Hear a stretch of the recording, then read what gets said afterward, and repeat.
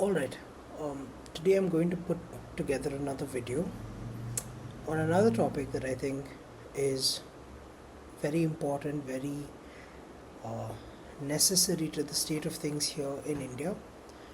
It's one of those things that really encourages us to take a look at the way we function, take a look at the way we dysfunction, why it happens, and uh, this is perhaps one of the things that provide a common reason for dysfunction across India and across many parts of the world.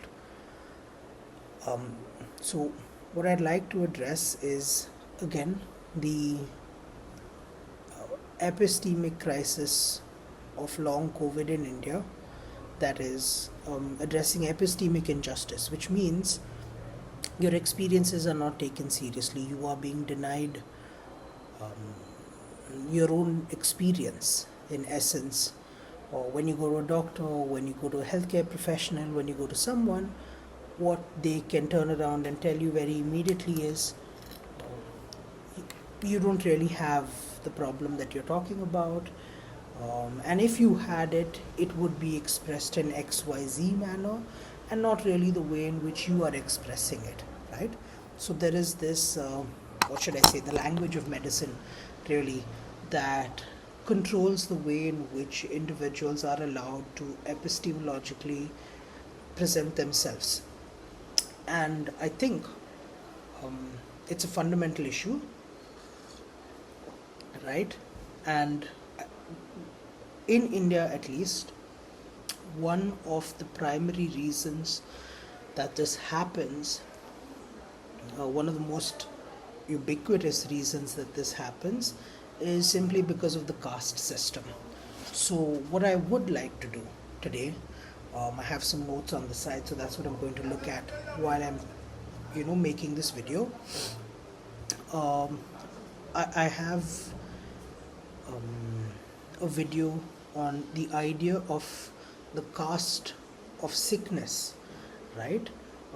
I'm going to address some of the ways in which I've read Dr. B.R. Ambedkar's work, belief really in the epistemology,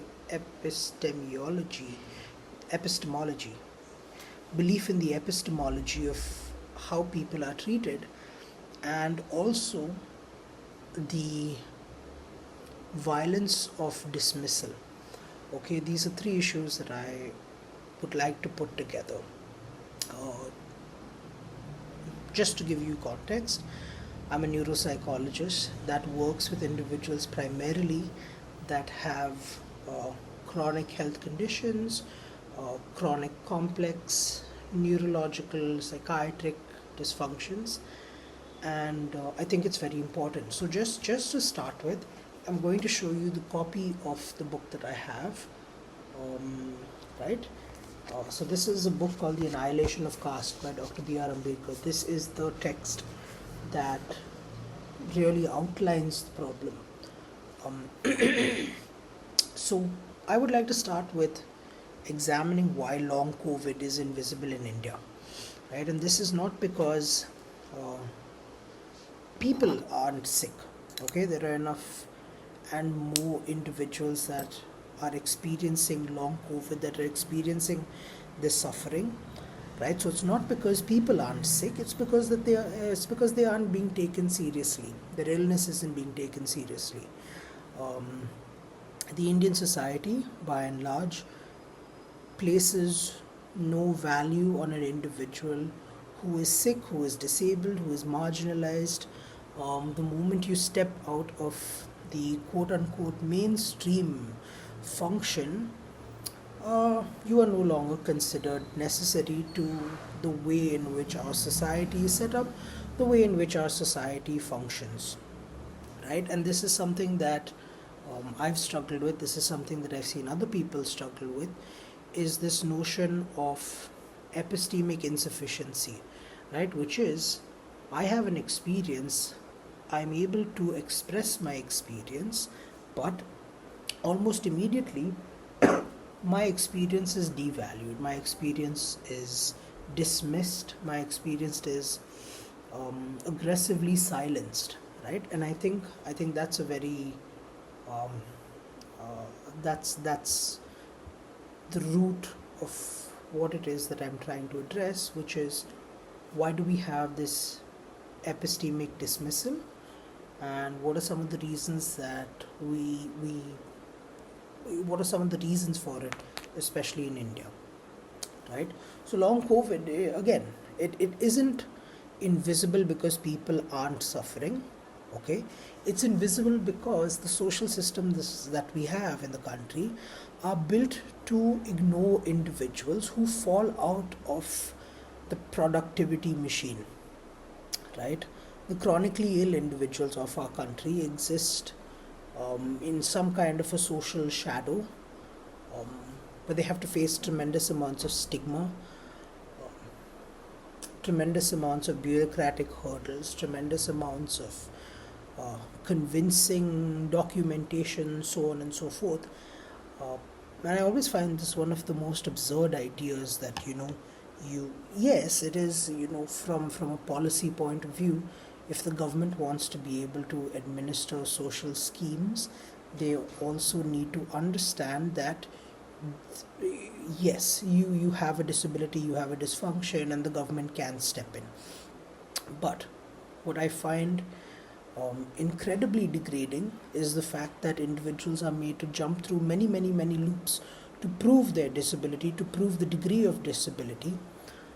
And it's not that European countries live in some kind of socialist utopia, or it's not that the Americas provide a better system, it's not that Oceania provides a better system. It is specifically about looking at the um, psycho-political implications of what it means to live under such a system here in India, right? And so, what happens is, if you are sick, if you are ill for too long, it becomes inconvenient to have you around. And in India, inconvenience is an invisibility, right? Be it the rail systems that we employ, metro rail systems, be it improved transport, public transport systems, so a better bus service, last mile connectivity, improved healthcare across the public health centers, the tertiary hospitals that the government has, right? So my own experiences, past and ongoing, with long COVID have shown me time and time again that the battle, while being inside the body, also is a battle with a society that refuses to recognize chronic illness, that unless it is refuses to recognize illness unless it is dramatic, unless it is acute, and oftentimes unless it is fatal, right? It's only at these points that the public health system identifies that, okay, there is an issue, there is something that we have to pay attention to. And I think that this is where Ambedkar becomes very essential reading, right? In the Annihilation of Caste, Ambedkar isn't simply attacking a discriminatory system. He reveals rather the mechanics of hierarchy, and he attempts to ask us to understand how societies decide whose lives have worth, whose pain has meaning, and whose suffering can be dismissed, right? And Ambedkar's lens really helps us decode why patients with long COVID are treated as unreliable narrators of their own experience. And I think it's very profound, right? If we look at the work itself, right? The book itself is very interestingly written. There's a very nice opening quote by Drummond, where he says, "He that will not reason is a bigot, he that cannot reason is a fool, and he that dare not reason is a slave." Right? So I think it's very important that we discuss and examine that these are perspectives that have been held in our country forever. These are perspectives that have been brought into public limelight in the 1930s and the 1920s, and they are still radically pervasive. And there's no amount of us denying that they exist or pretending as though it doesn't exist, because they're very much here, right? And the way that I see it so far, okay, is that Ambedkar very clearly describes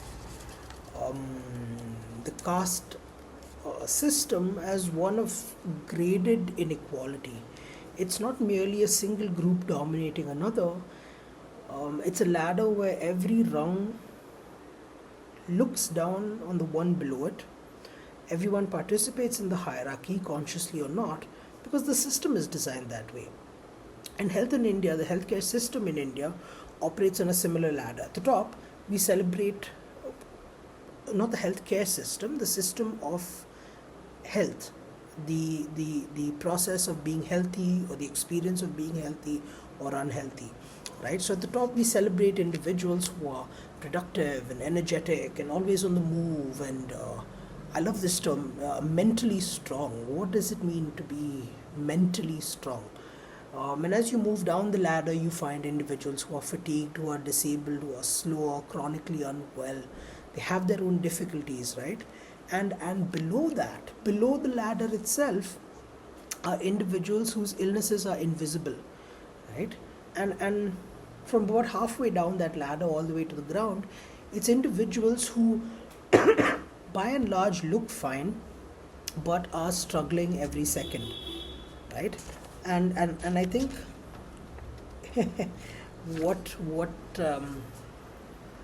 there's a very interesting line in this book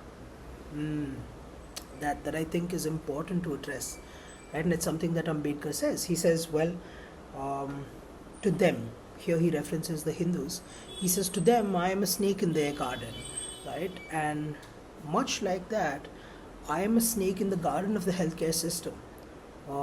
As someone who works with individuals that are experiencing mental, psychiatric, and neurological adversities and challenges, the manner by which professionals, the manner by which individuals cling on to the system so vociferously and with so much of tenacity and an inability to let go of the quote-unquote system of order, right,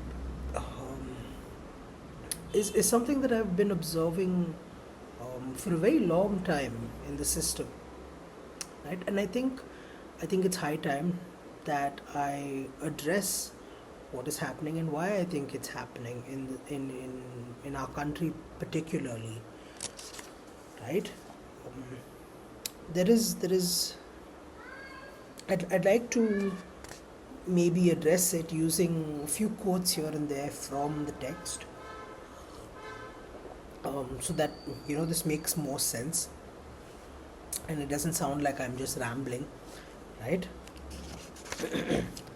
What is very important in this large puzzle of long COVID? So in psychiatry, in psychology, in neurology, there are factors that we have, right? Primarily we have three factors. We have precipitating, right, factors, we have perpetuating factors, and what precedes all of that is you have predisposing factors. So an individual has predisposing factors, and these may be genetics, these may be underlying healthcare conditions, these may be their socioeconomic status, the environment they're living in, and so on and so forth. We then have precipitating factors, right, which is what were the immediate causes for the illness, for the dysfunction to begin in the person. And then we have perpetuating factors, which is what are the factors that exist which perpetuate, which carry on, which prolong this distress that the individuals have. And when we look at long COVID has a large number of perpetuating factors. These perpetuating factors are, of course, very clearly based in the predisposing and precipitating factors, but there are also systems in place, right? And I know this is again a more sociological, psychosocial, psycho-political perspective, but I think it's very important that we address it, that we understand it, right? So what we have is the structure of caste mapping directly onto the experiences of chronic illness and long COVID. Who you are in the caste system, who you are in the medical hierarchy, or if you're outside the hierarchy, who you are in the socio-economic hierarchy, who you are as a person, plays a very large role in how you will eventually get attended to. And I use my position of power to be able to explain this to other individuals, especially people who might be watching this from outside the country. And again, I realize that this is not a country specific experience. This is not something that happens only in India, or not something that happens only in the UK or only in parts of Europe. This is something that is globally pervasive, but in a space like India, one of the reasons that this happens is our caste system. Again, I am not an expert on the caste system. This is not something that I have studied, right? This is not what my work has been in, but I have been observing these patterns now for a very long time, and I think it is time that we address why long COVID remains a pervasive, ongoing global public health disaster, right? So I think what is important here is that we must examine the politics of disbelief. Okay, one of Ambedkar's sharpest attacks that I see in the book, he aims directly at orthodox systems, right? And he says that there is a refusal that we Indians have to question the dominant narratives, the dominant assumptions, right? And within medicine, there is an orthodoxy in the field itself. When doctors don't understand an illness, most of them, okay, their default reaction is disbelief, dismissal, okay. Instead of admitting uncertainty, the system blames the patient. Long COVID patients face a very similar, if not the same, epistemic injustice that Ambedkar wrote about. Your testimony is considered unreliable because it comes from you. Your suffering is your script, you get dismissed. This is not something that I will record, I can quantify. I cannot validate the suffering that you are experiencing, therefore it doesn't exist. Right? And I think this is this form of gatekeeping is extremely detrimental to the state of public health in India, right? And you know, I think that is very important, right?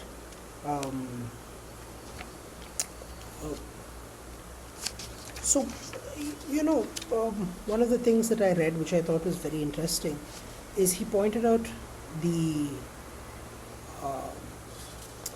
let me see where I can find that, right? So he pointed out the difficulties between the socialists, right, the social reform, and he spoke about the divergence in experience, the divergence in thought between the social reform and the political reform, right?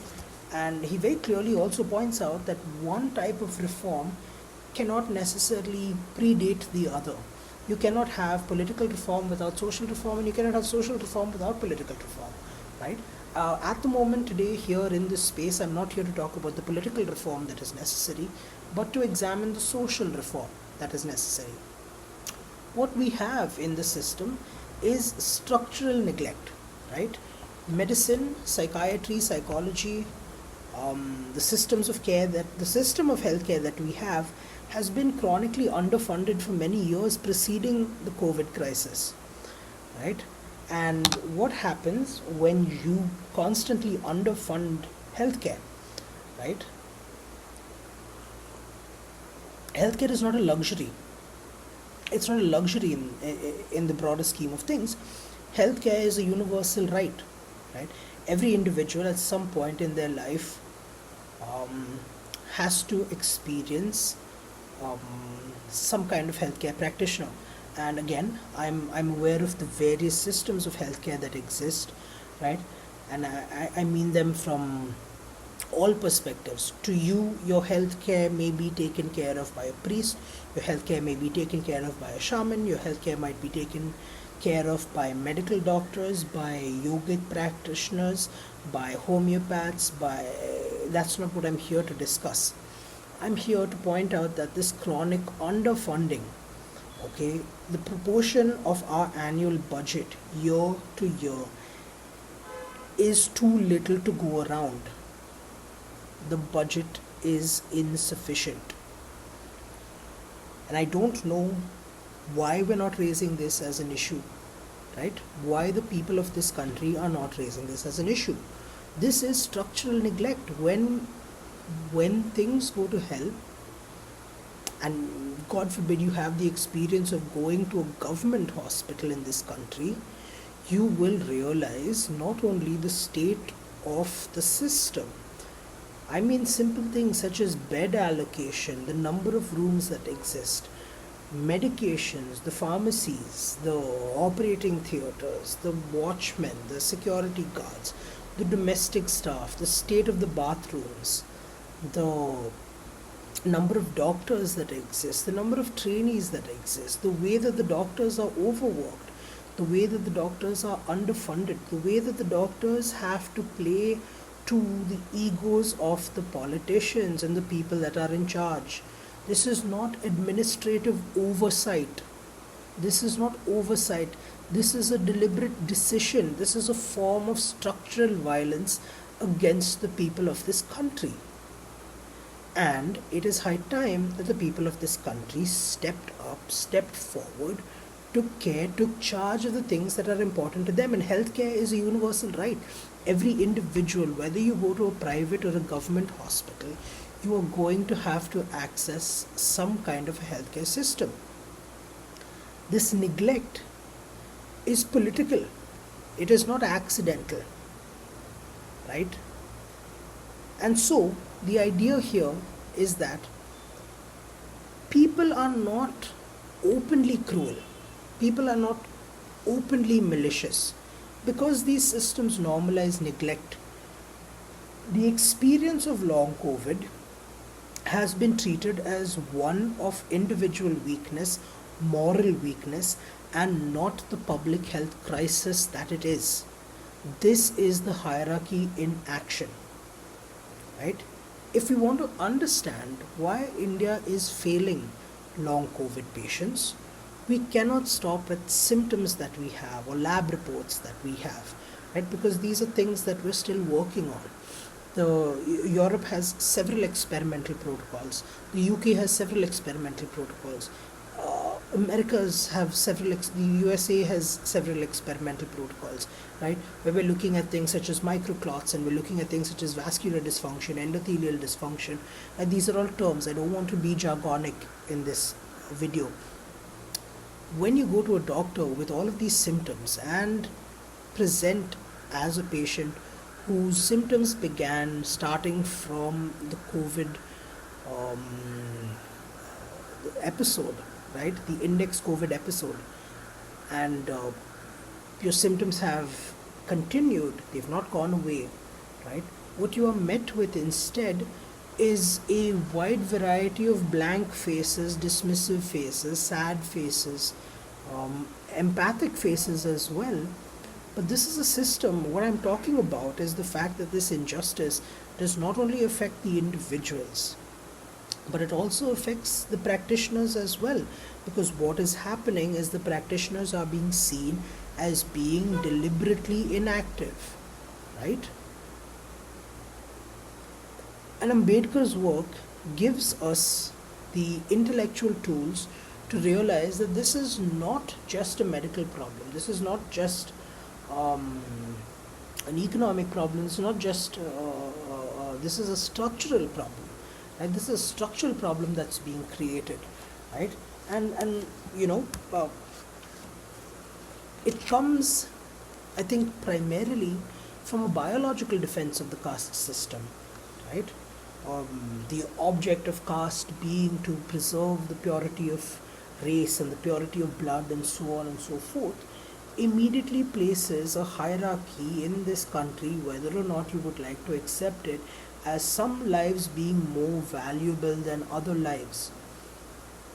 In the system of medicine, in the system of healthcare, every life has equal value. Nobody has, nobody is different in the system. Every person who comes forward has to be awarded the same opportunity to present their case, defend themselves, and it is not any place for the practitioner to decide whether or not, especially in the context of chronic illnesses. And the reason I say this is because chronic illnesses often present in complicated manners, right? It is a combination of the physical symptoms, right, the pathophysiology of the disease, and also the psychopathology that accompanies it, right? It does change the way in which individuals psychologically function, and so it is no place of the practitioner to decide what constitutes an acceptable symptom and what constitutes an unacceptable symptom. The practitioner cannot make this decision. The person presents with a dysfunction. Our job is to understand where this dysfunction comes from, and we're all trained in different schools of thought. If you're trained as a medical practitioner, you look for a medical reason. If you are trained as a psychotherapist, you look for the psychological reasons. Your job is not to dismiss what is happening, right? Because what it does is it feeds into something very commonly known as Hitch's razor, right? So this is Christopher Hitchens, where he says that which can be asserted without evidence can be dismissed without evidence, right? But in the system of chronic ill health, we cannot afford to dismiss symptoms without evidence. The evidence is hard to look for, the evidence is difficult to look for, but it is not our place to dismiss it, right? The reason this upsets me, the reason this bothers me, is because caste is inherently a sort of eugenic principle, right? And for too long, individuals who have had chronic health conditions, chronic disease, whether it is the Spanish flu of 1918, whether it has been tuberculosis, whether it has been AIDS, whether it is long COVID as we're looking at it now, whether it is rheumatic conditions, things like endometriosis, things like PCOS, PCOD, right? These are conditions that are not taken seriously enough. Fibromyalgia, these are conditions that are not taken seriously enough simply because the presentation is epistemically shaky. Our job is not to epistemologically invalidate anyone. We have no business telling people their existence is made up. We have no business dismissing them. And this is a problem that has its roots in how the caste system operates, right? It's a very rigid hold over social function, social order, social hierarchy, right? And the more that we look at it, the more that we encourage individuals to stick firmly to caste, right? And again, I'm not talking about individuals who come from the cities and who have their well-preserved sensibilities and can say, oh, I am not a member if I don't participate in caste politics and so on and so forth.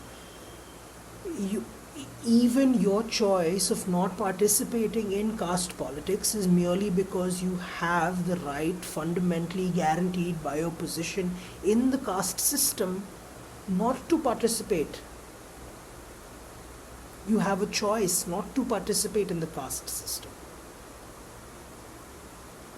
And that's the message that I'm trying to bring through this video, which is we need to better the system. We need to focus on providing individuals the confidence to be taken seriously. No individual should have to go to their doctor worrying about whether or not they're going to be heard. And too often in my practice, I have seen that individuals are scared and reticent to explain themselves simply because they believe that they will fundamentally be unheard or dismissed.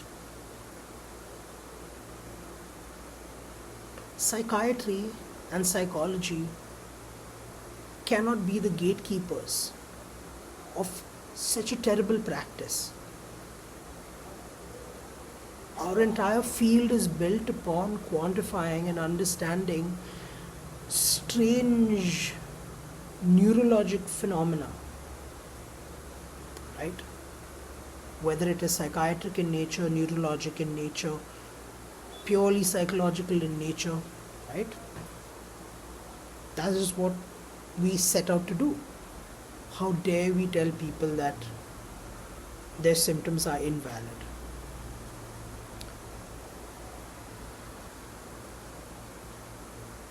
In part 2 of what I'm going to address from this video series, I would like to examine also why Ambedkar rejected reform as a solution to caste, right? And what that possibly would teach us about how India needs to approach long COVID. Because the country at this point is only asking for small fixes, right? But small fixes don't touch the root. We have moved and been moved so far from the problem that we can no longer see solutions in sight. And I think it's very important that we fundamentally re-explore what these solutions could be.